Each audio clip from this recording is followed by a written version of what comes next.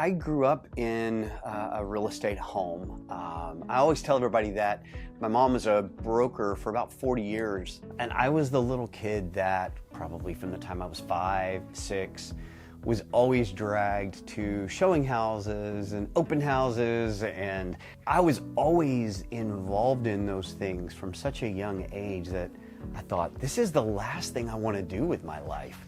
But you know, all it took was that first client. It was such a rewarding experience that first time. I was just hooked. And I kind of went all in at that point. I differentiate between what I'm alive for and what keeps me alive, you know? Real estate keeps me alive, but for spending time with my family, for those relationships, for building and helping the community and helping people get connected. The art and the music and some of those things, for me, it's just part of being who I am. It's just always been a part of me.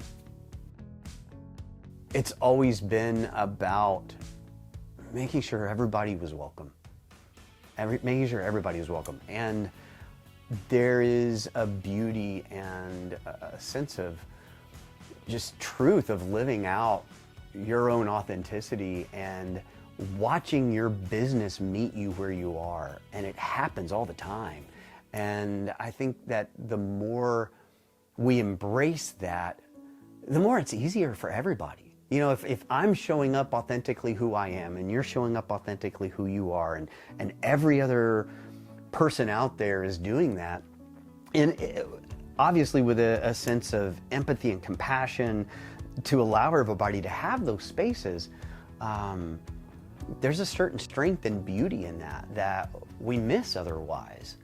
He's been put in positions to where he can include more people, to where he can show the values of what he thinks is, you know, really important about people and everybody, and making sure that everybody has the voice that they need or the, you know, the attention that they deserve.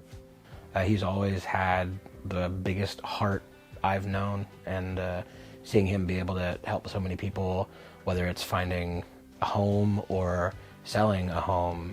He does not back down. If it's really important and it really affects other people, maybe not so much when it's him personally, but when it's other people, he will not back down, but has so much grace and honesty and compassion.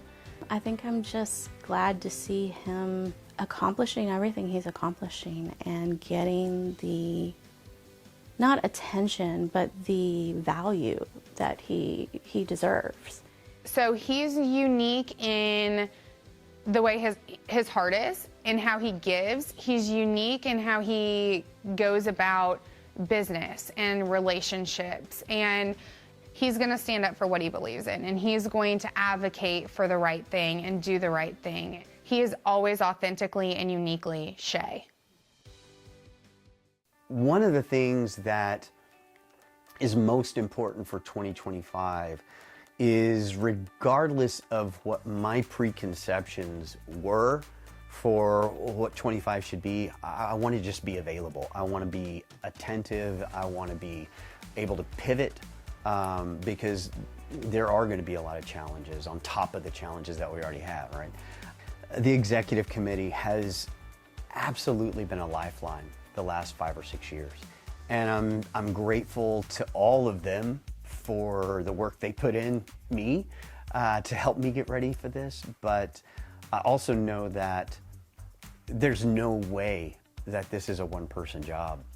Bob is such a legendary figure. And to be able to work alongside him here in his last year, what an incredible honor. And I just hope that, I know we're gonna have an incredible year together, and we're gonna go out with style, for sure.